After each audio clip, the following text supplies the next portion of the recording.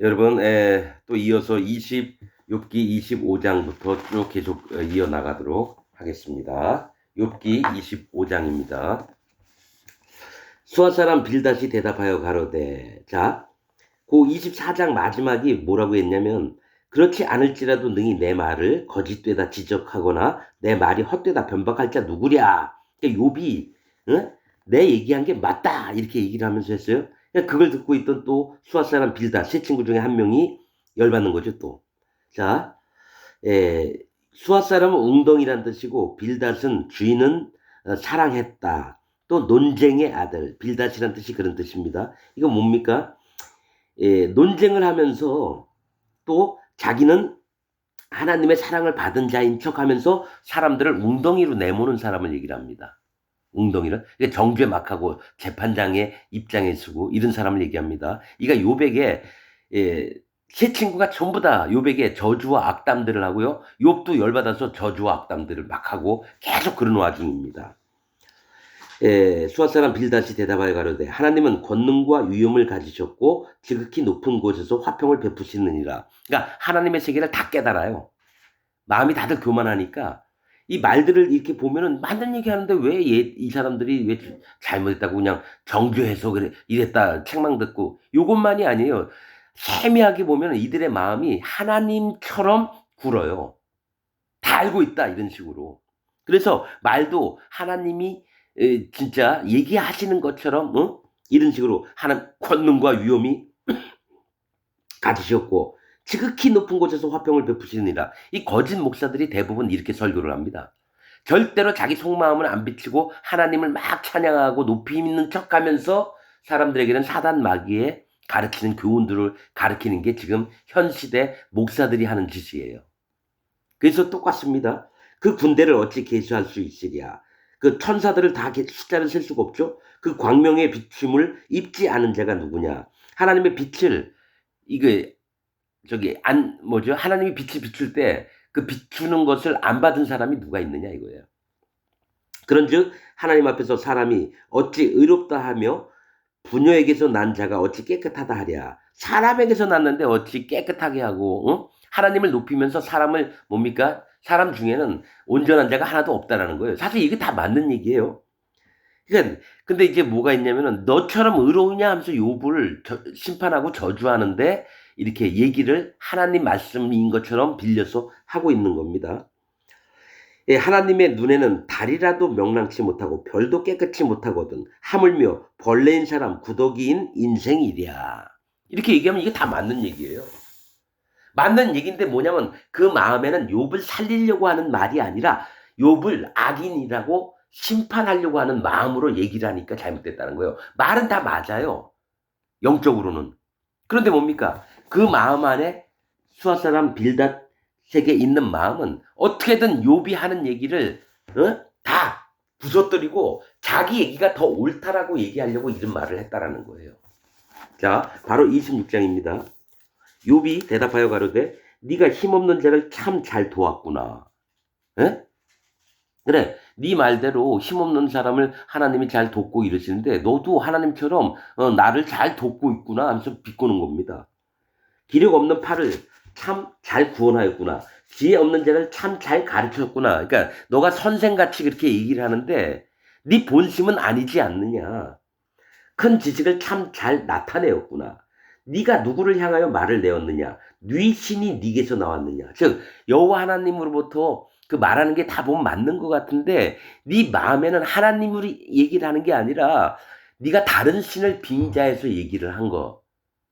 이렇게 얘기를 하고 있다는 거예요, 욥이. 예? 네가 누구를 향하여 말을 내었느냐? 네 신이 누구의 신이 네게서 나왔느냐? 네가 얘기한 건 하나님 말씀이 아니다라는 거예요. 5절 음령들이 큰 물과 수족 밑에서 떠나니 음령들은 악한 영들을 얘기합니다. 어둠의 세력의 영들. 음령들이 어둠의 영들이 큰 물과 수족 밑에서 떠나니 즉 큰 물은 하나님의 심판을 얘기하고 수족 뭐죠? 팔과 다리를 얘기하죠. 심판받을 것 같으니까 떠나는 걸 얘기를 해요. 밑에서 떠나니 하나님 앞에는 음부도 드러나며 지옥도 드러나며 멸망의 웅덩이도 가리움이 없음이니라. 멸망의 웅덩이도 하나님 앞에 다 드러난다는 거예요. 근데 뭐라 그랬죠? 수아 사람 빌닷. 수아가 뭐랬죠? 웅덩이라고 표현했죠. 웅덩이. 그 웅덩이도 하나님 앞에 네가 가리워져 있다가도 하나님 앞에서 밝히 드러날 거다. 네가 누구를 가르치고 누구를 교육하였느냐? 네가 하는 거는 하나님 세계와 관계없이 하나님을 위장해서 네가 가르치는 건 사람을 죽이는 일을 하고 있다. 욥이 이 얘기를 하고 있는 거예요. 그러니까 서로가 서로에게 저주와 악담을 하는 중에 서로의 말들을 이기려고 애를 쓰는 모습들을 보여주고 있습니다. 그는 북편 하늘을 허공에 펴시며 땅을 공간에 다시며. 자, 이제 여기부터는 뭘 얘기냐면 욥이 여태까지 가졌던 자기 믿음의 세계를 얘기를 합니다. 그러면서 욥도 뭡니까? 하늘의 세계를 전부 다 이해한 것처럼 이제 이들 세 명에게 얘기를 합니다. 얘기를 하니까 그 다음부터는 이 세 명이 도저히 이길 수 없는 사람이구나 해가지고 입을 닫아버려요. 자, 지금부터 보시겠습니다. 자, 그는 북편 하늘을 허공에 폈으며, 북편은 하나님이 계신 쪽을 얘기를 해요. 북쪽은 하나님의 보좌가 있는 쪽입니다. 그 다음에 어디죠? 허공에 펴시며 땅을 공간에 다시며. 여러분, 땅을 공간에 다셨다는 건 욥은 지구가 우주 안에 떠 있는 별인 걸 아는 거예요. 이때 당시에. 여러분, 말씀 하나하나를 잘 보셔요. 그 당시엔 과학도 제대로 발달이 안 돼 있고요. 현미경도 없었어요. 그런데 그러니까 욥 같은 경우는 전적으로 하나님을 따르고 믿고 죄도 안 지려고 했고 그 말씀대로 하려고 했기 때문에 영적인 마음이 정말 충만합니다. 자기의 의가 하나님의 의만큼 세다라고 교만해진 것 외에는 영적인 걸 다 분별을 하고 이랬던 사람입니다, 여러분. 자, 보세요. 그는 북편 하늘을 허공에 펴시며 땅을 공간에 다시며. 공간에 땅이 있다는 건 뭐예요? 지구가 우주에 공중에 떠 있는 걸 얘기하잖아요. 우주가 다 별들이 공중에 떠 있잖아요.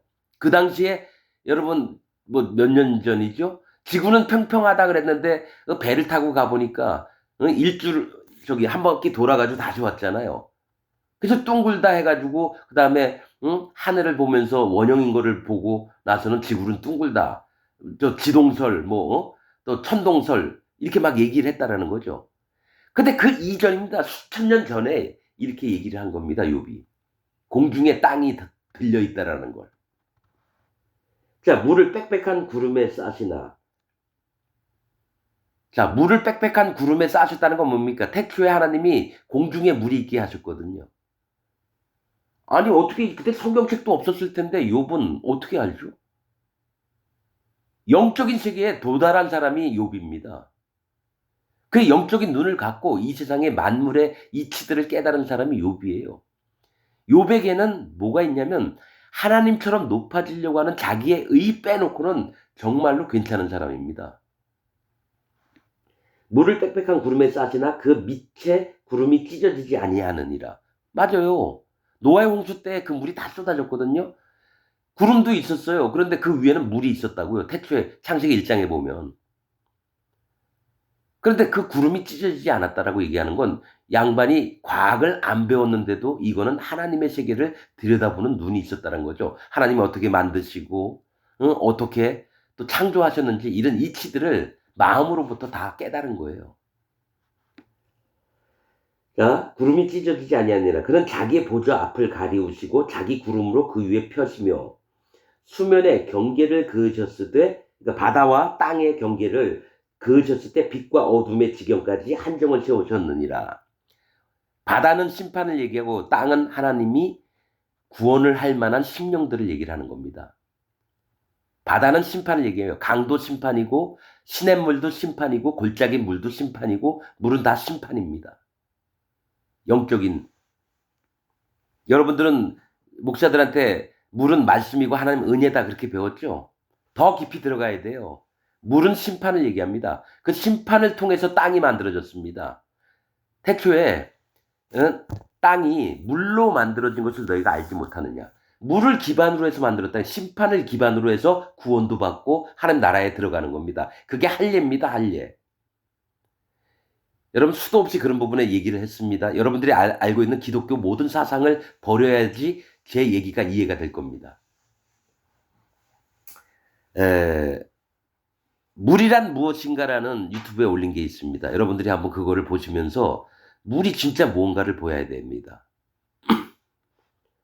자, 그가 꾸짖으신즉 하늘 기둥이 떨며 놀라느니라. 그는 권능으로 바다를 흉용케 하시며 지혜로 라합을 쳐서 파하시느니라. 라합은 넓은, 광활한 이런 뜻도 있지만요. 교만한, 격분한 이런 뜻도 있습니다. 라합을 쳐는 건 교만 자들을 친다라고 하는 얘기예요. 기생 라합 얘기는 넓고 광활한이고요. 여기 라합은 뭡니까? 하나님이 말씀하시기 교만한, 격분한 그런 뜻입니다. 쳐서 파하시며 그 신으로 하늘을 단장하시고, 그러니까 하나님의 성령 하나님으로 하늘을 단장하신다 그랬습니다. 그 신으로 하늘을 단장하시고, 왜냐하면 하늘에 공중에 물이 떠 있었고 하나님의 신은 수면 위에 운행하시니라. 여러분 이게 영적인 세계들입니다. 이건 반드시 심판을 믿고 하나님 경외하는 자들에게 성령 하나님이 움직이신다는 얘기예요. 창세기 1장 2절에 보면 그렇듯이 하늘을 단장하시고 손으로 날랜뱀을 찌르시다니, 즉 사단 마귀를 찌르신다라는 거예요. 앞으로 계획이 그렇게 되셨다는 거예요. 이런 것은 그 행사의 시작점이요. 이런 것은 첫 출발밖에 안 된다는 거예요. 첫 출발. 너무 광대하시니까. 우리가 그에게 대하여 들은 것도 심히 세미한 소리뿐이니라. 이건 그러니까 욥의 영적인 상태를 정말 세미하게 얘기해 주는 겁니다. 하나님이 천둥과 번개, 우레, 큰 폭풍, 바람, 지진으로 안 나타나십니다. 엘리야에게 나타나실 때 세미한 음성, 세미한 소리로 나타나신다고 기록되어 있는 걸 욥도 똑같이 얘기를 하는 겁니다. 영적으로 욥이 얼마나 예민한 사람인지 몰라요. 그런 자를 깨트리러 세 친구가 와서 서로 저주하고 악인이라 그러고 심판받아야 된다고 얘기하고 이러니 욥이 얼마나 마음이 깨지겠습니까? 그런데 이제 지금부터 얘기한 다음에 세 친구가 입을 다물어요. 세면 소리뿐이니라. 그 큰 능력의 우레야 누가 능히 측량하라. 우레 소리를 하나님이 일을 하시기 전에 나타내신 걸 얘기를 하거든요. 또 하나님의 권능이 나타나실 때 그때 그의 힘을 어떻게 측량할 수 있겠느냐. 욥이 자기가 여태까지 알았던 신앙들을 얘기를 하는 겁니다. 27장 연이서 하겠습니다. 욥이 또 비자를 들어 가로되, 예를 들어서 이제 얘기합니다. 나의 의를 빼앗으신 하나님, 나의 영혼을 괴롭게 하신 전능자의 사심을 가리켜 맹세하노니, 내가 이렇게 악창이 나고 이렇게 힘들게 되어서 내 모든 의를 빼앗아 가신 하나님이라고 얘기를 하고 있어요. 나의 생명이 아직 내 속에 완전히 있고 하나님의 기운이 오히려 내 코에 있느니라. 뭐냐면 이 친구들한테 얘기를 하는 거예요. 내가 비록 하나님 앞에 모든 것을 다 빼앗겼지만은 아직 내 생명이 아직 내 속에 있다. 나 아직 살아있어. 그 다음에 하나님의 기운이 오히려 내 코에 있느니라. 아직은 내가 여호와 하나님을 모시고 있어. 마음에, 내 코에, 생명으로. 그 코에 생기를 불어넣으셨다는 건 하나님이 우리에게 생명이 되도록 영을 불어넣으신 거거든요. 사람의 육체가 있고 영이 있고 혼이 있습니다. 혼은 생각이고 영은 하나님 앞에 구원받을 만한 하나님의 영의 모습들을 닮은 거고 육체는 흙으로 만들어졌고요. 그래서 우리의 영이 올라갑니다. 혼은 생각을 얘기를 해요. 그러나 짐승에게는 혼은 있지만 영은 없습니다. 영은 없습니다. 오직 영을 가진 건 인간밖에 없습니다. 이런 얘기도 이제 나중에 다 얘기를 해야 될 거고요. 결코 내 입술이 불의를 말하지 아니하며 내 혀가 괴유를 바라지 아니하리라. 그러니까 나는 아직까지 하나님께 대한 믿음을 완전히 지키고 있다. 까불지 마. 이런 얘기를 하는 거죠. 나는 단정코 너희를 옳다 하지 아니하겠고 죽기 전에는 나의 순전함을 버리지 않을 것이다. 그러니까 뭐냐면 욥의 눈에는 이 세 친구가 결코 옳은 자들이 아니 의로운 자가 아니고 악한 자라고 지금 아직도 얘기를 하고 있는 거예요. 나의 순전함을 죽기 전에는 버리지 않겠다. 내가 내 의를 굳게 잡고 놓지 아니하리니 일평생 내 마음이 나를 책망치 아니하리라. 야, 이게 엄청난 오해예요. 하나님이 네가 이러한 자냐 그러면 하나님 나는 내 오름이 하나도 없습니다. 하나님 날 불쌍히 여겨 주옵소서. 이게 진짜 구원받은 자의 마음인데 욥의 마음에는 내 거니까 내가 이걸 꽉 지키고 난 죽더라도 이거는만 지킬 거야 해서 자기 의지, 결의를 얼마나 크게 다지는지 몰라요. 그러니까 100% 자기를 믿고 있는 자예요. 자기 앞에 하나님 앞에 허물어야 되는데 자기를 끝까지 붙들고 있는 겁니다. 나의 대적은 악인같이 되고 일어나 나를 치는 자는 불의한 자같이 되기를 원하노라. 이 세 친구한테 얘기하는 겁니다. 나의 대적이라고 얘기해, 이 세 친구를. 사곡한 자가 이익을 얻었으나 하나님이 그 영혼을 취하실 때에는 무슨 소망이 있으랴. 환란이 그에게 임할 때에 하나님이 어찌 그를 부르짖음을 들으시랴. 그가 어찌 젖는 자를 기뻐하겠느냐. 항상 하나님께 불러 아뢰겠느냐. 그러니까 사악한 자, 사곡한 자가 이익을 얻었으나 하나님이 그 영혼을 데려가시면은 그가 어찌 되겠느냐. 그냥 사악한 자라도 그냥 없어지는 거 아니냐. 어? 또 환난이 그에게 임할 때 하나님이 어찌 그 부르짖음을 들으시랴. 악인이 막 환난이 와가지고 힘들어할 때 막 부르짖으면 하나님은 안 들으실 거다 이거예요. 무슨 소망이 있으랴. 그가 어찌 전능자를 기뻐하겠느냐. 그러니까 그 악인이 하나님을 기뻐하지 않는다는 거예요. 항상 하나님께 불러 아뢰겠느냐. 응? 하나님께 불러서 아뢰겠느냐. 하나님 내가 너무 힘드니까 나 좀 어떻게 해주세요. 이래서 마음을 낮춰서 막 이렇게 안 한다는 얘기예요. 하나님의 하시는 일을 내가 너희에게 가르칠 것이요. 이제 욥이 교사가 되는 겁니다. 내가 너희한테 가르칠게 들어 이런 마음인 거예요. 전능자의 뜻을 내가 숨기지 아니하리라. 너희가 다 이것을 보았거늘 어찌하여 아주 허탄한 사람이 되었는고. 너희가 이전에는 이런 것들 다 보고 이랬는데 지금 왜 이렇게 허탄한 사람이 됐냐? 쓸데없는 사람이 됐냐 이거예요.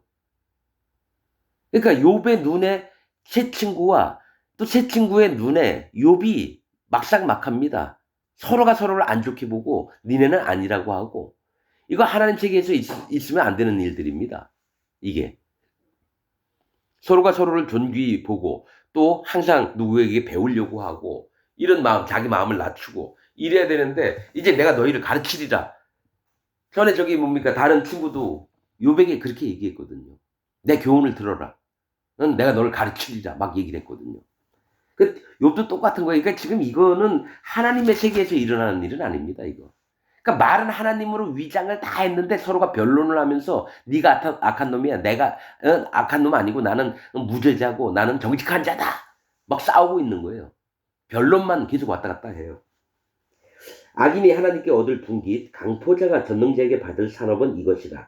그 자손이 번성하여도 칼을 위함이요. 그러니까 그 강포자나 잔인한 자들이 하나님께 받을 산업은 칼을 위함이요. 칼을 의지하는 자고 자손이 번성하여도 칼을 위함이요. 그 후에 그 자손들은 식물에 배부르지 못할 것이며 저주를 받는다는 거죠. 가난하게 되고 그 남은 자는 연병으로 묻히리니 병이 나가지고 다 죽을 거다 이거예요. 그의 과부들이 울지 못할 것이며 하도 속이 상해서 울을 기력조차도 없다라는 거예요. 그 과부들이. 그가 비록 은을 티끌같이 쌓고 의복을 진흙같이 예비할지라도 그러니까 재산도 엄청나게 불어나고 의복을 하루 입다가 그냥 버리고 다른 옷으로 갈아입는 거예요.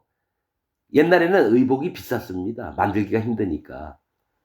넘쳐나니까.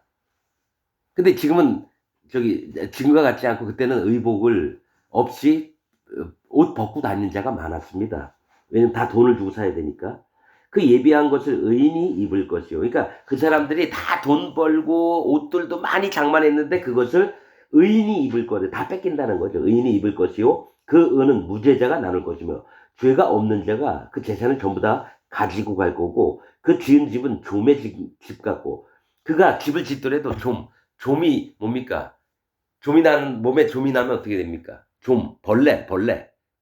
아주 미천한 이 좀자가 안 좋은 거예요. 좀의 집 같고 상직군의 초막 같을 것이며 뭡니까? 상직군의 초막은 뭡니까? 누가 도둑이 오나 안 오나 집이 아니라 오두막도 아니고 뭐 그냥 나무 몇 개 놓고 위에 올라가서 누가 도둑이 오나 안 오나 이렇게 헐춤한 망대 같은 걸 얘기를 해요. 집이 아니고. 상직군의 초막 같을 것이며 부자로 누우나 그 조상에게로 돌아가지 못할 것이요 눈을 뜬즉 없어졌으리라. 두려움이 물같이 그를 따라 미칠 것이요 동풍이 그를 날려보내며 그 처소에서 몰아내리라. 이게 악한 자들 하나님이 그를 아끼지 아니하시고 쏘시나니 그가 그 손에서 피하려고 하여도 못할 것이라. 사람들이 박장하며 비소하고 그 처소에서 몰아내리라. 그러니까 이런 악인에게 어떤 일이 너희가 그 이런 자라는 거죠. 사람들이 박수를 치면서 비소 뭡니까? 비소가 뭡니까? 조롱하면서 웃고 막 떠들면서 저런 놈들은 저렇게 돼야 돼. 비웃으면서 뭡니까? 조롱하는 걸 얘기해요. 그 처소에서 몰아내리라. 28장입니다. 자, 여기부터 이 욥이 과학을 배운 적이 없어요. 그런데 모든 세계에 있는 일들을 알아요. 자, 지금부터 얘기할게요. 28장. 은은 나는 광이 있고 연단하는 금은 나는 곳이 있으며 은이 어디서 나는지를 알아요. 그 다음에 금이 어디서 나는지를 알아요. 어떻게 채구를 하는지도 알아요. 그러면서 철은 흙에서 취하고 그때 여러분 그때도 뭐 쇠 연장 뭐 이런 게 있을 수 있겠죠. 그런데 이 사람이 과학을 배운 게 아니에요. 철은 흙에서 나며 취하고 동은 돌에서 녹여 얻느니라. 철과 동이 다른 성분인 걸 알고요. 조제법도 안다는 얘기예요. 예? 동은 돌에서 녹여 얻느니라. 사람이 흑암을 파하고 끝까지 궁구하여 음녀와 유암 중에 광석을 구하되. 그러니까 광석을 취하려고 하는데 사람들이 뭘 하냐면 사람이 흑암을 파하고 어두운 데 들어가는 거죠. 끝까지 궁구하여. 동굴 같은 걸 파서 그 안에 더 들어가면 동이 나오고 금이 나오고 은이 나옵니다. 근데 궁구는 뭐냐? 끝까지 구해서 포기하지 않고 끝까지 궁구하여 음예는 하늘이 구름에 덮여서 어둡다라는 뜻입니다. 음예라고 하는 뜻은 음자가 어두울 음자예요. 그 예자는 빛나다. 예자가 아무튼 음예라고 옛날 한자인데 뜻은 하늘이 구름에 덮여 어두운 걸 얘기하고요. 음예와 유암 중의 광석을 또 뭡니까? 어둡고 침침하답니다. 유암은. 그냥 깜깜한 데 들어가서 광석을 채취하는 걸 얘기를 해요. 동굴을 파서. 광석을 구하되 이게 지하세계까지도 알아요. 욥이. 사람 사는 곳에서 멀리 떠나 구멍을 깊이 뚫고 맞죠? 금이나 은을 깨려면 동굴을 파서 거기에서 금맥을 발견해야 되잖아요.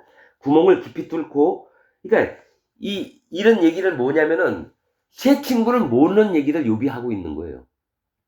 금은 어떻게 나고 은은 어떻게 나고 광석들은 어떻게 하며 이거 과학을 안 배운 사람인데도 영의 세계에 있으면은 만물의 이치를 깨닫고 이런 세계까지 욥이 간 거예요. 그러나 결정적인 실수는 뭐냐면 하나님과 그 의로움이 같아지려고 한다는 거죠. 자, 구멍을 깊이 뚫고 발이 땅에 닿지 않게 달려내리니 뭡니까? 절벽 같은 데 동굴이 있어요. 그 안에는 금맥이 있으면 사람들에게 줄을 달아서 어떻게 합니까? 땅에 굴을 파서 계속 파들어가면 내려갈 때 어떻게 줄 타고 내려갔다 줄 타고 올라와야 되는 거예요. 바가지 같은 거 연결해가지고 줄로 광석 캤으면 거기서 금 같은 거 다시 고르고 이런 거를 욥이 알고 있는 거예요. 광석 캐는 거를 어떻게 캐는지. 그러니까 이 얘기를 한다는 이유는 이 세 친구의 지혜를 무너뜨리려고 지금부터 출발을 하는 거예요. 발이 땅에 닿지 않게 달려내리니 멀리 사람과 격절되고 흔들흔들하니라. 그러니까 멀리 위에서 줄 잡아주면 사람들이 야 내려가 그러면 쭉 타고 100m, 200m를 내려가는 걸 얘기를 해요. 멀리 사람과 격절되고 흔들흔들하니라. 줄 타고 내려가니까. 지면은 식물을 내나 지하는 불로 뒤집는 것 같고 야, 이 대단하죠? 지면에는 식물, 풀들도 막 나고 나무도 막 나는데 지하에는 마그마가 들끓는 걸 알아요. 욥이. 지하는 불로 뒤집는 것 같고. 욥은 과학을 배운 사람이 아닙니다. 영의 세계를 통해서 하나님이 주시는 지혜를 어느 정도 맛본 사람이에요. 만물의 이치를 깨닫고 있는 사람이었다라는 거예요. 그 돌 가운데는 난보석이 있고 사금도 있으며 보석을 찾을 때 어떻게 합니까? 돌이 이상해요. 뭐가 살짝 보였는데 거길 깨보니까 난보석이 나오는 거예요. 어떻게 광석 채취하고 보석을 채취하는 법을 욥이 부자인데 어떻게 잘 알까요? 그 길은 솔개도 알지 못하고 매의 눈도 보지 못하며. 그러니까 지하에 있는 것들이나 광석 채취하는 것들은 솔개도 알지 못하고 매의 눈도 보지 못하며 하늘의 것들이 그 땅 속에 있는 걸 못 본다는 거예요. 오직 그 땅 속에 있는 걸 아는 사람은 나밖에 없다라면서 욥이 지금 자랑을 하고 있는 겁니다, 여러분. 위험스러운 짐승도 밟지 못하였고 사자나 곰이나 이런 것도 밟지 못하였고 사나운 사자도 그리로 지나가지 못하였느니라. 이런 지혜로운 지식이 있는 세계를 한 번도 위험이나 큰 권능이 있더라도 이런 것을 깨닫는 자가 없었다고 지금 표현을 하는 겁니다. 나밖에는. 사람이 굳은 바위에 손을 대고 산을 뿌리까지 무너뜨리며 사람이 돌 가운데로 도랑을 파서 각종 보물을 눈으로 발견하고. 야, 이거는 보석을 발견하는 법을 얘기를 하고 있는 겁니다. 도랑을 파서 각종 보물을 눈으로 발견하고. 여러분 사금 같은 것도 어떻게 합니까? 뇌물 같은 데다가 이런 뭡니까? 이런 채 같은 걸로 이렇게 계속 하면은 금 조각 아주 조그만 것들만 보입니다. 도랑을 파서 보석들을 발견해요. 시냇물을 막아 스미지 않게 하고 감추었던 것을 밝은 대로 내느니라. 금방 얘기했던 사금 같은 거. 시냇물을 막아 놓고요. 스미지 않게 하고 감추었던 것을 발견하느니라. 스미였던 것을 스미게 하고 스미지 않게 하고 감추었던 것을 모래하고 이 작은 금들이 다 섞여 있어요. 그럼 모래를 계속 스미지 않게 해가지고 쭉쭉쭉쭉 하면은 모래가 계속 건져지면은 남는 게 사금, 모래 같은 금이 남아요. 그거를 녹여가지고 금덩어리를 만듭니다. 왜 이런 얘기를 했을까? 잘난 척 하는 겁니다, 욥이. 니네가 이런 거 아느냐? 지식의 세계들을. 그러나 지혜는 어디서 얻으며 명철의 곳은 어딘고? 이거 보잖아요. 너희가 아무리 떠들어도 진짜 지혜를 아느냐? 이렇게 해서 얘기를 하는 거죠. 지혜는 어디서 얻으며 명철의 곳은 어디인고. 이 욥은 이런 경험을 해본 사람이에요. 하나님의 지혜를 얻고 경외함으로 하나님의 지혜를 얻었던 사람이에요. 그 값을 사람이 알지 못하나니 사람 사는 땅에서는 찾을 수 없구나. 하나님의 지혜를 발견을 못했다는 거예요. 사람 사는 땅에서는. 깊은 물이 이르기를 내 속에 있지 아니하다 하며 바다가 이르기를 나와 함께 있지 아니하다 하느니라. 하나님의 지혜가 바다에 있고 깊은 물에 있는 게 아니에요. 오직 하나님 여호와를 경외할 때만 생긴다는 거예요. 그러니까 진짜 내가 하나님을 경외하는 자고 너희들은 그런 것 발끝에도 못 미쳤다라는 자들을 얘기를 해서 잘난 척을 하는 겁니다. 욥이. 정금으로도 바꿀 수 없고 은을 달아도 그 값을 당치 못하리니. 그러니까 하나님의 지혜를 얘기합니다. 오빌의 금이 제일 귀한 금이었었나 봐요. 계속 오빌의 금 얘기하죠. 귀한 수만호나 만호가 보석 종류의 일종입니다. 홍만호, 정만호, 뭡니까 청만호 막 이렇게 써요. 이게 만호가 뭐냐면은 송진 같은 게 오랫동안 세워서 굳어서 보석이 된 걸 얘기해요. 그래서 그걸 정교하게 깎고 하면은 귀한 보석이 됩니다. 그래서 에봇에 만호가 많이 들어갑니다. 에봇에 청만호, 홍만호, 농만호 막 이렇게. 수만호나 남보석으로도 그 값을 당치 못하겠고 황금이나 유리라도 비교할 수 없고 정금 장식으로도 바꿀 수 없으며 산호나 수정으로도 말할 수 없나니 지혜의 값은 홍보석보다 귀하구나. 하나님의 지혜를 모든 보석보다도 귀하다고 얘기를 지금 하고 있습니다. 그래서 나는 이런 지혜를 알고 너희 셋은 하나님 지혜를 발견 못했잖아. 이러면서 계속 놀리는 겁니다. 구스의 황옥으로도 비교할 수 없고 구스는 뭡니까? 검은 땅입니다. 심판받을 자에 사는 세상을 거기서 황옥으로도 비교할 수 없고 순금으로도 그 값을 측량하지 못하리니 그런즉 지혜는 어디서 오며 명철의 곳은 어디인고. 모든 생물의 눈에 숨겨졌고 공중의 세계도 가리워졌으며 이 모든 만물의 눈에도 이 지혜를 하나님이 안 보여주셨다는 거죠. 그 다음에 공중에 나는 새는 뭡니까? 천사들을 얘기합니다. 천사들에게도 하나님의 마음의 지혜를 안 가르쳐 주셨다는 거예요.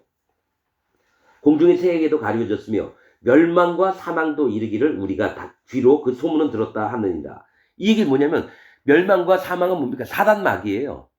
사단 마귀도 하나님의 지혜를 소문으로 들었다라는 거예요. 그러나 알지는 못하죠.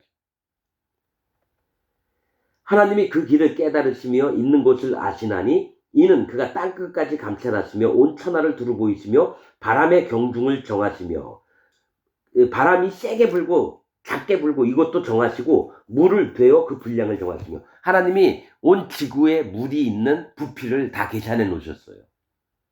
그런 만큼 전능하시고 위대하시죠. 지금 그런 거를 내가 알고 있다라고 지금 욥이 얘기를 하는 거예요. 하나님의 세계를 내가 완전히 파악했다 이런 식으로 얘기를 하는 겁니다. 하나님이 누구신지 난 정확히 안다 이렇게 얘기를 하는 거예요. 물을 되어 그 분량을 정하시며 비를 위하여 명령하시고 우레와 번개를 위하여 길을 정하셨습니다. 그때 지혜를 보시고 선포하시며 굳게 세우시며 군구하셨고 끝까지 구하셨다는 거예요. 그때 지혜를 보시고 선포하시고 굳게 세우시며 군구하셨고 또 사람에게 이르시기를 주를 경외함이 곧 지혜요 악을 떠남이 명철이라 하셨느니라. 이거 봐요. 하나님의 말씀을 줄줄 거예요.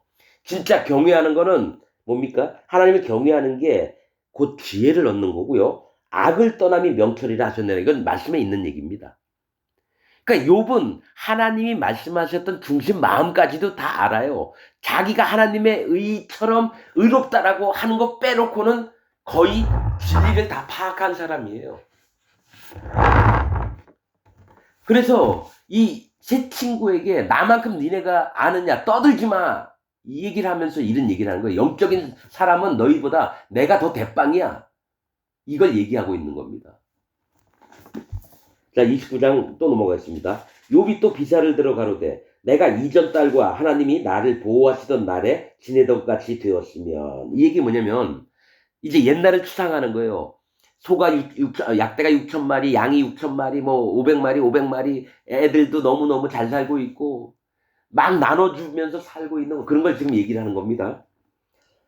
자, 내가 이전 딸과 하나님이 이전 딸이라는 건 지나간 날을 얘기해요. 하나님이 나를 보호하시던 날에 하나님이 잘되게 하시던 날에 지내던 것 같이 되었으면 지금은 악창이 나고 전부 다 재산도 뺏기고 없어지고 그때는 그의 등불이 내 머리에 비추었고 내가 그 광명을 힘입어 흑암에 행하였었느니라. 그때는 하나님이 날 지키시면서 내가 깜깜한 밤에도 내가 자유롭게 움직였다라는 거예요. 하나님 보호하심 속에서. 예? 나의 강장하던 그러니까 건강하던 날과 같이 지내었으면 그러니까 또 바랬다라는 거죠. 그때는 하나님의 우정이 내 장막 위에 있었으며 그러니까 하나님의 친구처럼 하나님이 내 장막에 있으면서 나를 보호하시고 나를 정말 잘되게 하시고 복 주시고 이랬던 날들을 기억을 하는 겁니다. 그때는 전능자가 오히려 나와 함께 계셨으며 나의 자녀들이 나를 둘러 있었으며 버터가 내 발자취를 씻기며 반석이 나를 위하여 기름 시내를 흘러내었으며 여러분 물로 발을 씻는 게 아니라 버터로 내 발자취를 씻었다는 것은 성령님께서 함께 하셨다는 겁니다. 버터가 기름을 얘기하거든요. 성령님께서 나와 함께 발자취를 쫓으셨다는 거예요. 반석이 나를 위하여 기름 시내를 흘려내었으며 반석은 여호와 하나님을 얘기합니다. 그러니까 욥이 얘기하는 표현들은요. 영적인 세계에 합당한 말들을 하고 있어요. 경험을 해봤다는 거죠. 반석이 나를 위하여 하나님께서 나를 위해서 기름 시내 뭡니까? 하나님의 신을 성령님을 내게 계속 공급을 하셨다는 거예요. 기름 시내를 흘려내었으며 그때는 내가 나가서 성문에 이르기도 하며 내 자리를 거리에 베풀기도 하였으며 왕처럼 살았다라는 거예요. 왕처럼. 나를 보고 소년들은 숨으며 노인들은 일어나서 서며 방백들은 말을 참고 손으로 입을 가리우며 그 얘기 뭐냐면 워낙 부자이면서도 인품도 좋고 바른 사람 모두가 존경의 대상이었다는 거예요. 애들은 너무 위대한 사람이 오니까 숨어버리고 노인들이라도 욥을 보면은 인사하면서 두 손을 가시런히 모이고 진짜 대통령이 온 것 마냥 이렇게 했다라는 거죠. 노인들은 일어나서 서며 방백들은 말을 참고 나라의 관리들은 할 말이 있어도 욥 앞에는 얘기도 못하고 가만히 입을 가리우고 입으로 입을 가리우며 귀인들은 소리를 그만히 그 혀가 입천장에 붙었었는지라. 그러니까 제일 높은 귀인들이 있는데도 욥 앞에서는 꼼짝을 못했다라는 거예요. 그래서 함부로 떠들지 못하고 혀가 천장에 붙어버리면 말을 못합니다. 말을 안 했다라는 거예요. 그냥 욥이 하자는 대로 다 하고, 예? 귀가 들은즉 나를 위하여 축복하고 눈이 본즉 나를 위하여 증거하였도다. 이게 뭐냐면 들리는 소문이 전부 다 뭡니까? 나를 욥 같은 사람 정말 축복받아야 돼. 지금 부자라도 더 잘 돼야 돼. 그만한 사람이 없어. 그럼 진짜 마땅히 존경받아야 돼. 눈이 본즉 나를 위하여 증거하였나니 이는 내가 부르짖는 빈민과 도와줄 자 없는 고아를 건졌습니다. 그러니까 부자로 살지만 자기 것만 챙기는 게 아니라 가난한 자와 불쌍한 자들을 전부 다 챙겨줬다는 거예요. 망하게 된 자도 나를 위하여 복을 빌었으며 망하게 되는데 가서 도와줘서 정말 망하지 않게 해주니까 너무 고맙고 하나님은 당신을 분명히 축복하실 것이라고 하면서 막 울면서 고마워서 막 엎드리고, 응?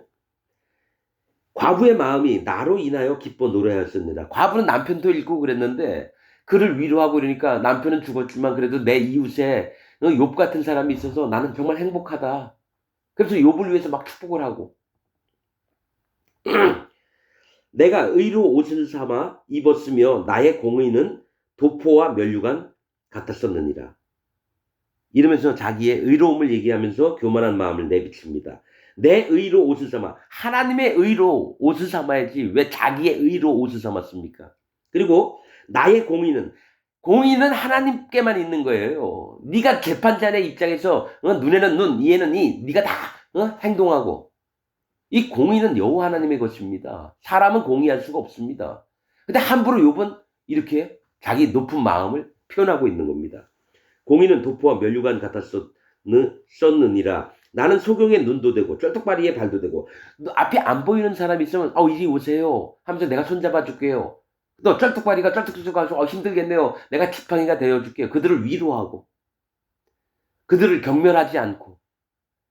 그러니까 완전히 하나님과 같은 사람이 된 거예요. 욥이. 예? 빈궁한 자의 아비도 되며 생소한 자의 일을 사실하여 주었으면 안 하는 것보다 낫지만 욥은 한 일은 정말 옳은 일들이에요. 하나님 명령 다 지키는 얘기예요. 그러나 그 마음은 심히 교만해져 있는 걸 얘기를 합니다.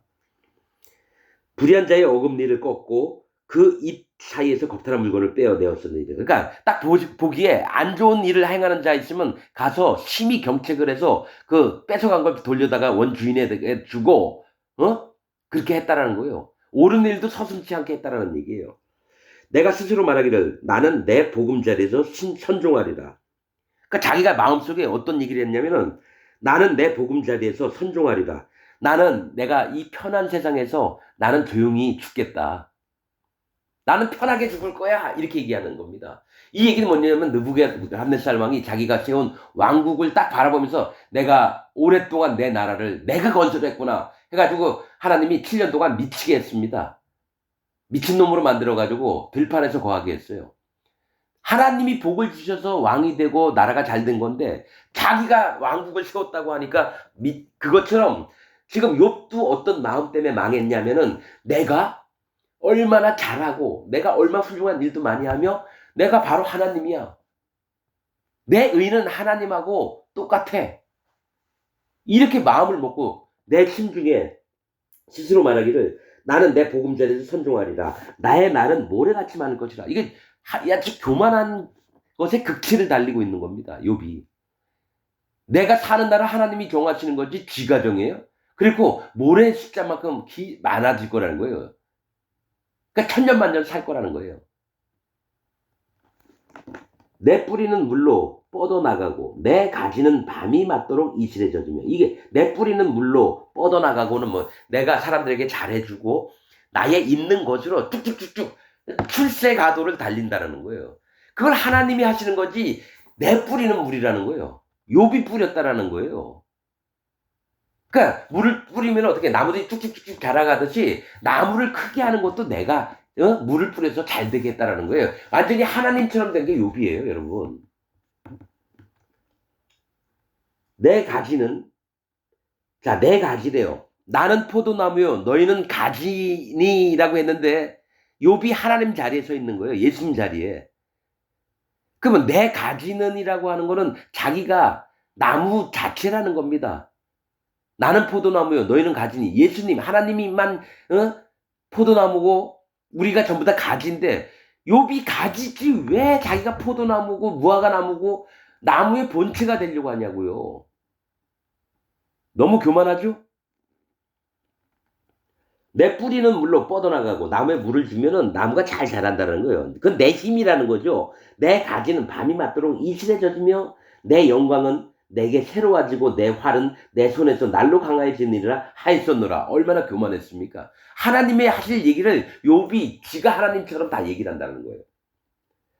무리는 내 말을 들으며 나의 가르치기를 잠잠히 기다리다가 내가 말한 후에 그들이 말을 내지 못하였었나니 나의 말이 그들에게 이슬같이 됨이니라. 그러니까 무리에게 가르쳤는데 내가 가르칠 때는 모두가 입 뻥끗 안 하고 잠잠히 들었다라는 거예요. 근데 내가 말한 후에 그들이 말을 내지 못하였었나니 나의 말이 그들에게 이슬같이 됨이라. 이슬은 뭡니까? 하나님 말씀을 얘기하거든요. 비는 하나님의 교훈이고, 즉 욥이 내었던 말들은 하나님 말씀처럼 얘기를 했다라는 거예요. 그러니까 얼마나 교만함을 떠나서 지가 하나님이 되려고 했던 게 욥이에요. 이거를 제 친구 앞에 너희는 나한테 쪽수도 못 대. 함부로 까불지 마! 이러면서 자기 옛날에 가졌던 높아진 교만한 이 마음을 지금 얘기하고 있는 겁니다. 나의 말이 그들에게 이슬같이 됩니다. 성경에서 이슬은 하나님 말씀을 얘기합니다. 비는 하나님의 교훈을 얘기하고요. 그들이 나 바라기를 비같이 하였으면, 이거 봐요. 얼마나 교만한지. 이슬과 비를 내린 건 여호와 하나님이에요. 그러니까 자기를 바라기를 비처럼 교훈을 듣고자 서로 모든 사람이 모여서 나에게 날아왔다. 하나님한테 나아가는 게 아니라 자기가 하나님처럼 행동했다는 얘기예요. 나 바라기를 비같이 하였으며 입을 벌리기를 늦은 비 기다리듯 하였으므로. 그러니까 하나님이 이른 비와 늦은 비를 공급하시는데 자기가 이른 비 되듯이 자기를 기다렸다는 거죠. 하나님을 기다려야지 왜 자기를 기다리게끔 만듭니까? 지금 여러분 욥이 얼마나 교만한 자인 줄 아세요? 하나님과 방불 하려고 하는 사단 마귀 같은 자가 지금 욥입니다, 여러분. 영의 것들을 다 흡수하면서 그 지혜와 온갖 것들을 다 머릿속에 박아놓고 나서 내가 하나님처럼 되리라 했던 게 욥이라는 거예요, 여러분. 욥기 정확히 읽으시기 바랍니다.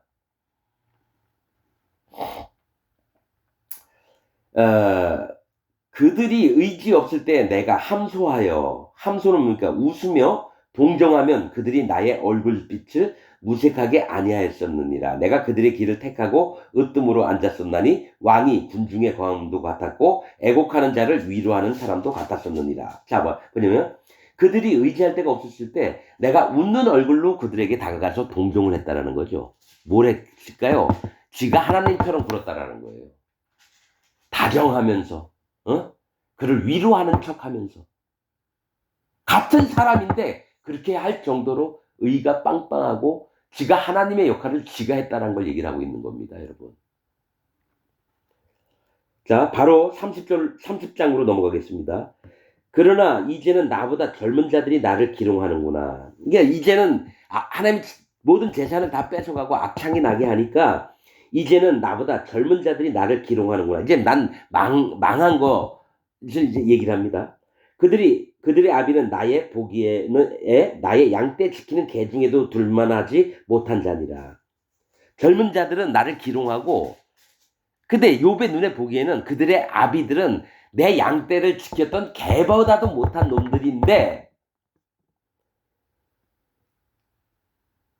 그들은 작년의 기력이 쇠한 자니 그 손의 힘이 내게 무엇이 유익하랴. 이젠 나를 기롱하고 그들의 아비들은 나의 보기에는 양떼 지키는 개만큼도 힘도 못 쓰는 놈들인데 이제 작년의 기력, 나이 많은 기력이 없어진 자니라. 힘이 그 손의 힘이 내게 무엇이 유익하랴. 그들은 곧 궁핍과 기근으로 파리함에 캄캄하고 거친 들에서 마른 흙을 씹으며 이제 저주를 하는 겁니다. 내가 이제 이렇게 되니까 나를 전부 다 조롱해? 옛날엔 내가 잘 나가던 사람인데 하나님과 방불하게끔 있던 자인데 이제 나를 조롱해? 그들의 이제 힘이 없고 이제 저주를 내린 겁니다. 그들은 곧 궁핍과 기근으로 파리함에 캄캄하고 거친 들에서 마른 흙을 씹으며 떨기나무 가운데서 짠 나물도 꺾으며 뱃살이 뿌리로 식물을 삼느니라. 무리는 도적을 외침같이 그들에게 소리 지르므로 그들은 사람 가운데서 쫓겨나서 침침한 골짜기와 흙 구덩이와 바위 구멍에서 살며 떨기나무 가운데서 나귀처럼 부르짖으며 가시나무 아래 모여 있느니라. 그들은 본래 미련한 자의 자식이요 비천한 자의 자식으로서 고토에서 쫓겨난 자니라. 이 얘기는 뭐냐면 이제는 내가 악창이 나고 완전히 재산도 없고 그러니까 그들은 나를 조롱하는데 그들이 받을 저주들을 얘기를 하는 겁니다. 감히 나를 저주해? 나를 조롱해? 이러면서 조롱하는 자들의 아비들이나 그 자손들이 전부 다 어떻게 됐으면 하는 바람을 욥은 지금 얘기를 하고 있는 겁니다.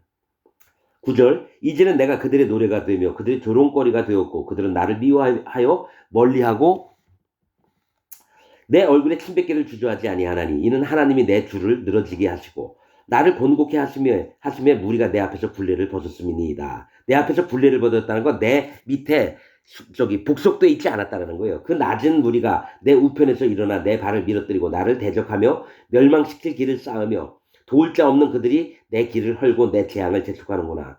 이게 뭡니까? 이들 그러니까 옆에서 여태까지 내가 잘 먹이고 잘 보살펴주고 했는데 나를 이제 조롱해?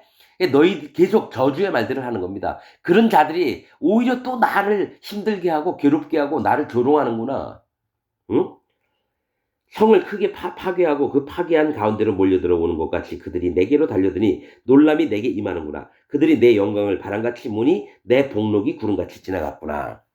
그러니까 오히려 잘해줬던 자에게 오히려 내가 조롱거리가 됐으니 이 내 복록이 내가 날라갔구나.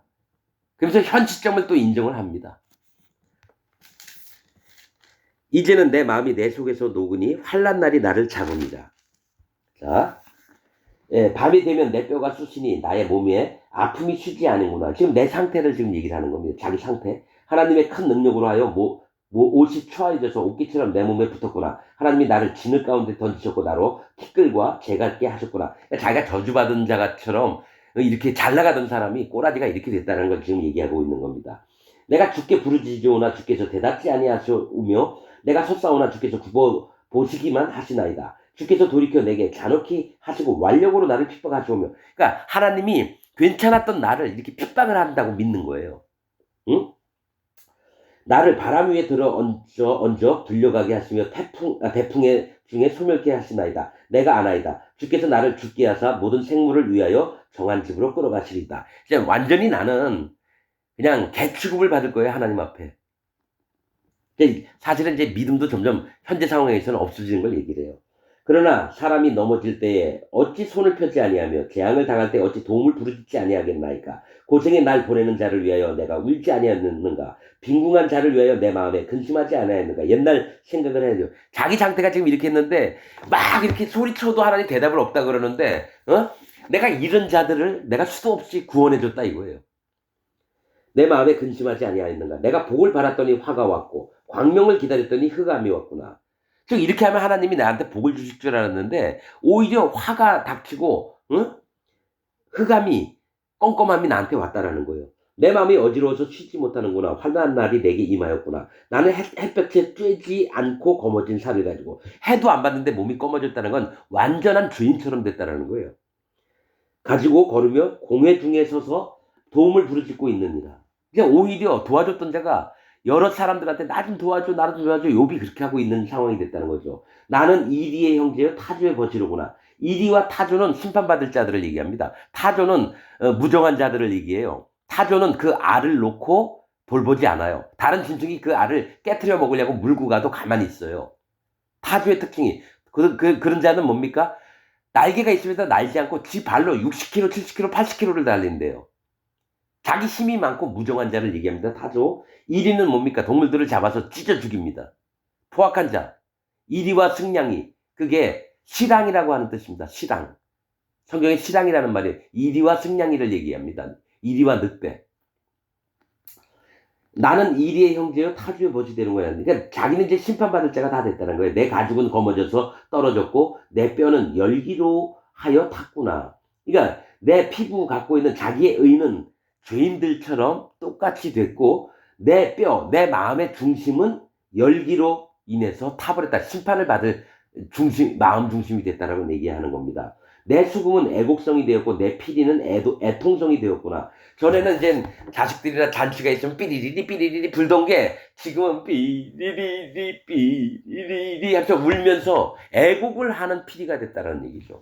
즐겁게 분위기 막 만들고 이래야 될 피리가 오히려 고통의 소리가 됐다라는 얘기입니다. 자, 오늘 31장까지 마저 하고 멈추겠습니다. 31장까지요. 자, 31장 하겠습니다. 내가 내 눈과 언약을 세웠나니 어찌 처녀에게 주목하랴. 그리하면 위에 계신 하나님의 내리는 분깃이 무엇이겠으며 높은 곳에서 전능자에 주시는 산업이 무엇이겠느냐. 그러니까 내 지금 이런 상태에서 어찌 예쁜 처녀에게 내 눈을 줄 수 있겠느냐는 거죠. 음욕이 막 올라오고 갖고 싶고 처녀. 그리하면 위에 계신 하나님이 내리시는 분깃이 무엇이겠으며 높은 곳에서 전능자에 주시는 산업이 무엇이겠느냐. 불의자에게는 환난이 아니겠느냐. 난 불의를 행치 않겠다는 거예요. 여자를 보고 음욕도 안 품고 마음이 가지 않겠다 이겁니다. 그러니까 불의자, 행악자에게는 재앙이 아니겠느냐. 그가 내 길을 감찰하지 아니하시느냐. 내 걸음을 다 세지 아니하시느냐. 이러면서 하나님을 또 인정한 척해요. 예? 하나님 앞에 자기 마음이 하나님 두려움 때문에 내가 똑바로 그래도 내 마음을 지키겠다 이런 얘기를 하고 있는 겁니다. 언제 나의 행위가 허탄하였으면 내 발이 괴율에 빨랐던가. 나 그런 적 없다는 거예요. 그리하였으면 내가 공평한 저울에 달려서 하나님이 나의 정직함을 아시게 되기를 원하노라.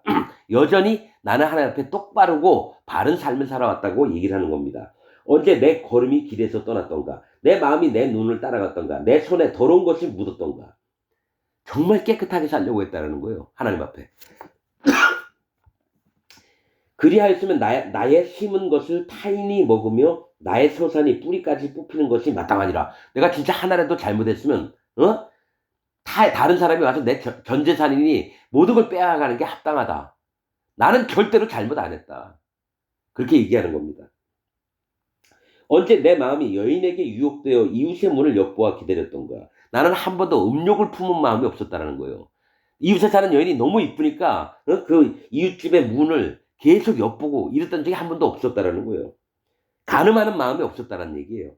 그리하였으면 내 처가 타인의 매를 돌리며 타인이 더불어 동침하는 것이 마땅하니라. 즉 내가 한 번만이라도 다른 여자를 품에 안고 싶었다면 내 마누라가 딴 남자하고 자는 게 합당하다. 이럴 정도예요, 여러분. 얼마나 의로웠으면. 사람의 모습이 아니라 하나님이 보내신 성령님처럼 움직이고 있어요. 욥의 말이. 이는 중죄라. 재판장에게 벌받을 악이요. 그러니까 음욕을 품는 거, 간음하려고 하는 마음은 진짜 큰 죄이기 때문에 재판장에게 엄청 큰 벌을 받을 거라는 거예요. 욥의 마음이 얼마나 법에 묶여 있는지 보이시겠죠? 내 마누라가 딴 남자인 것까지 내가 딴 여자하고 조금이라도 눈길이라도 스쳤으면 내 마누라가 딴 남자하고 자도 상관없다는, 마땅하다는 거예요. 그만큼 나는 내 마음을 지켰다. 여러분, 이게 가능한 얘기입니까? 멸망하도록 사르는 불이라. 나의 모든 소산을 뿌리까지 없이 할 것이니라. 그러니까 내가 그런 죄를 졌으면 반드시 내가 멸망해도 마땅하다. 이건 사람이 아니에요. 욥은 사람이 아니에요. 부족한 사람이 아니에요. 완전한 사람이에요. 사람이 완전합니까? 부족하니까 하나님 필요한 거 아니에요? 실제로 욥은 하나님이 필요한 사람이 아니에요. 자기 의로움 속에서 하나님처럼 거들먹거리면서 살아왔던 사람이에요. 남종이나 여종이 나로 더불어 쟁변할 때 내가 언제 그의 사정을 멸시했던가. 남종이나 여종이 나한테 오늘 밥도 안 줘서 밥 못 먹었어요. 주인이 그러면 됩니까? 쟁변할 때. 내가 언제 그의 사정을 멸시했던가. 그랬니? 미안해. 내가 너 깜빡하고 밥을 안 줬구나. 일로 와라. 2배, 3배를 먹어. 이렇게 마음씨도 고왔다라는 거예요. 그리하였으면 하나님이 일어나실 때에는 내가 어떻게 하겠느냐? 하나님이 국문하실 때 내가 무엇이라 대답하겠느냐? 내가 아무 잘못도 없는데 하나님이 신문을 하는 거예요, 나한테. 욥아, 네가 왜 그리하였느냐? 그럼 나 하나님 잘못한 거 없어요. 이렇게 얘기하겠다는 겁니다. 대답하겠느냐? 나를 태 속에서 만드신 자가 그도 만들지 아니하셨느냐? 우리를 뱃속에 지으신 자가 하나가 아니시냐? 이게 뭐냐면, 나도 하나님이 만들었고 내 밑에 있는 남종이나 여종도 하나님이 만들었는데 그 앞에서 내가 무슨 말을 하겠느냐 이거죠. 그래서 나도 그 마음을 알고 남종이나 여종을 나처럼 여겼다는 거예요. 네 형제와 네 이웃을 사랑하라. 난 이거 100% 지켰습니다. 이 얘기를 하는 겁니다. 어떤 말씀 때문에? 하나님이 사람을 그 태 속에서 지을 때 나도 하나님 뱃속에서 지으셨고 저 남종이나 여종이나 다른 모르는 사람 과부나 고아도 하나님이 다 만드셨는데 내가 함부로 그들을 할 수 있습니까? 이건 옳은 얘기예요. 그러나 뭡니까? 마음은 내가 100%를 지켰습니다 얘기를 하는 거예요. 내가 언제 가난한 자의 소원을 막았던가, 과부의 눈으로 실망케 하였던가, 나만 홀로 식물을 먹고 고아에게 먹이지 아니하였던가. 난 한 번도 그런 적이 없다는 거예요. 과부나 고아 다 먹이고 그들을 끌어안고 불쌍한 사람 있으면 반드시 도와주고 내가 이랬다라는 거죠. 실상은 내가 젊었을 때부터 고아를 기르기를 그의 아비처럼 하였으며 내가 모태에서 나온 후로 과부를 인도하였었노라. 왜냐하면 엄마 뱃속에서부터 나올 때부터 난 죄를 지은 게 없다는 거죠. 하나님 말씀을 떠난 적이 없었다는 얘기예요.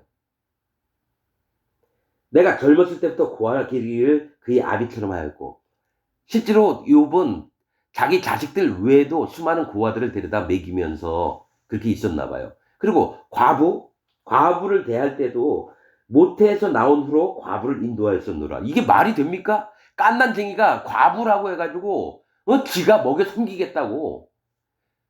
와, 이거 뻥국에 이런 뻥이 어디 있습니까? 지도 엄마 쭉쭉 빨고 있으면서 자랐을 텐데 내가 엄마 뱃속에서부터 나올 때부터 나 과부를 인도했대요. 이게 하나님 아닙니까? 하나님이 된 욥. 이렇게 오늘 제목을 적어야 되겠네요. 여러분, 왜 이 욥기를 읽으면서 왜 이런 부분을 못 깨닫나요? 욥기를 설명하는 목사들이 얼마 없더라고요. 그리고 설명을 해도 완전히 다른 방향으로 설명을 하고 있어요. 내가 언제 사람의 의복이 없어 죽게 된 것이나 빈궁한 자가 덮을 것이 없는 것을 보고도 나의 양털로 그 몸을 더웁게 입혀서 그로 나를 위하여 복을 비게 하지 아니하였던가. 불쌍한 사람이 옷이 없다 그러면 옷을 입혀주고 양털 같은 것도 입혀주고 비쌉니다 그게. 내가 안 그런 적이 있느냐 이거예요. 나를 도와주는 자가 성문에 있음을 보고 내가 손을 들어 고아를 쳤던가. 그리하였으면 내 어깨뼈에서 떨어지고 내 팔뼈가 부러짐이 마땅하니라. 그러니까 불쌍한 자를 보면은 내가 반드시 도와줬는데 만약에 한 번이라도 안 그런 게 있다면 내 팔에서 팔이 떨어져 나가고 어깨뼈에서 빠지는 게 나오고 이런 게 마땅하다는 거죠. 얼마나 의가 빵빵한데 의라기보다는 하나님께 도전하는 겁니다. 나는 하나님의 재앙을 심히 두려워하고 그 위험을 인하여 아무것도 할 수 없느니라. 말은 이렇게 해요. 여태까지 하나님 앞에 내가 하나님이야 이러는 마음이었는데 그 살짝 마음을 낮춰서 얘기하다 보면은 네가 하나님이냐 이런 얘기 들을까봐 나는 하나님의 재앙을 심히 두려워하고 그 위험을 인하여 아무것도 할 수 없느니라. 내가 언제 금으로 내 소망을 삼고 정금더러 너는 내 의뢰하는 바라 하였던가. 언제 재물의 풍부함과 손으로 얻은 것이 많음으로 기뻐하였던가. 언제 태양의 빛남과 달의 명랑하게 운행되는 것을 보고 내 마음이 가만히 유혹되어 손에 입맞추었던가. 자기는 진짜 마음을 잘 지켰던 자라고 지금 얘기를 하는 거예요. 이 역시 재판장에게 벌받을 죄악이니 내가 그리하였으면 위에 계신 하나님을 배반한 것이니라. 이야, 배반했잖아요. 하나님처럼 굴려고 배반했잖아요. 근데 그런 것들은 다 하나님을 배반한 거니까 난 절대로 그런 짓 안 했다. 자기 자신을 너무 모르는 욥입니다. 내가 언제 나를 미워하는 자의 멸망을 기뻐하였으며 그의 재앙 만남을 인하여 기운을 뽐내었던가. 마음으로도 난 죄를 안 졌다는 얘기입니다. 멸망당할 자들을 쟤 멸망당했네 기뻐서 손뼉치면서 이런 거 한 번도 한 적 없다고 얘기를 하는 거예요. 실상은 내가 그의 죽기를 구하는 말로 저주하여 내 입으로 범죄케 아니하였느니라. 난 모두를 다 사랑했다는 얘기입니다. 한 명도 안 빼놓고. 정말 대단한 분이에요. 내 장막 사람의 말이 주인의 고기에 배부르지 않은 자가 어디 있느냐 하지 아니하였었는가. 나한테 갖고 데리고 있는 식솔들은 전부 다 종이든 뭐 품꾼이든지 간에 항상 잘 먹고 배불렸다는 거예요. 나그네로 거리에서 자게 하지 아니하고 내가 행인에게 내 문을 열어주었었노라. 항상 나그네 하면 대접을 잘하고 행인들도 항상 내 문을 열어놔서 언제든지 출입할 수 있겠다는 거죠. 내가 언제 큰 무리를 두려워하며 족속의 멸시를 무서함으로 잠잠하고 문에 나가지 아니하여 타인처럼 내 죄악을 품에 숨겨 허물을 가리었었던가. 한 번도 죄 지은 적이 없다는 얘기예요. 누가 쳐들어올까봐 무서워서 문을 닫고 이런 게 아니라 오히려 두 팔을 벌려서 안아줬다는 얘기예요. 누구든지 나의 변명을 들을지니라. 내가 변호하는 얘기를 들으라 이거예요. 내가 옳다라는 거예요. 이 세 친구한테. 나의 서명이 여기 있으니 내 사인이 여기 있으니 전능자가 내게 대답하시기를 원하노라. 내 대적에 기록한 소송장이 내게 있었으면, 그러니까 나를 싫어하는 자의 소송장이 나한테 있었으면 내가 어깨에 메기도 하고 멀류관처럼 머리에 쓰기도 하며, 즉 뭐냐면 내가 잘못한 것을 누가 적어 와가지고 나에게 내밀면서 너가 이런 죄를 짓지 않았느냐 했으면 내가 이 소송장을 들고 내 머리에 멸류관처럼 하면서 자랑하면서 다니겠다는 거예요. 난 그만큼 죄를 한 번도 안 졌다라는 거예요. 이게 말이 되냐고요. 이게 요만한 놈이 없어요. 진짜 놈이라고 표현하고 싶은데 이건 사람이 아니라 하나님이에요. 소송장이 내게 있었으면 내가 어깨에 메기도 하고 멸류관처럼 머리에 쓰기도 하며 내 걸음의 수요를 그에게 고하고 왕족처럼 그를 가까이. 그 사람이 나한테 뭘 내가 잘못했다는 걸 써가지고 너 거짓말했잖아, 이거 하나만 가져와도 그를 왕처럼 머리를 꿇고 그에게 절하고 왕족처럼 대우하겠다라는 거예요. 그만큼 나는 죄가 하나도 없이 나는 의만을 지켰다라고 이렇게 얘기하는 이 교만의 아주 최고 사단막이에요. 욥이 지금은 사단막이라고요. 욥이. 사단마귀가 된 욥, 이렇게 해야 되겠다, 제목을. 아유, 정말 이런 쓰레기 같은 놈을 하나님이 참 불쌍히 여기셨으니. 자, 내 걸음의 수요를 그에게 고하고, 그러니까 내 허락을 다 받겠다는 거예요. 내가 걸음걸이까지 왕족처럼 그를 가까이 하였으리라. 언제 내 토지가 부르짖어 나를 책망하며 그 이랑이 일시에 울었던가. 나는 내 땅을 가지고 남에게 농사 지면서 더 걷어들인 것도 없이 딱 줄 거 다 주고 정직하게 했다라는 거예요. 그죠? 그 토지가 나 때문에 슬퍼서 이랑이 막 울면서 너 왜 그렇게 했느냐 이렇게 안 했다라는 거예요.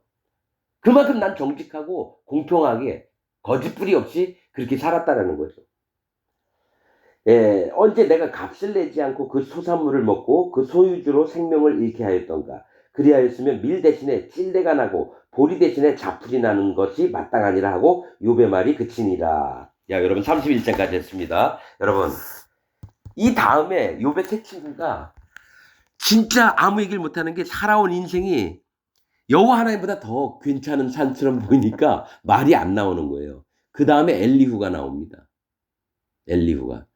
이번에는 몇 장을 한꺼번에 다 몰아붙였지만 다음부터는 한 장에 한 장씩 얘기할 게 진짜 많습니다. 여러분 오늘 말씀은 여기서 마치겠습니다.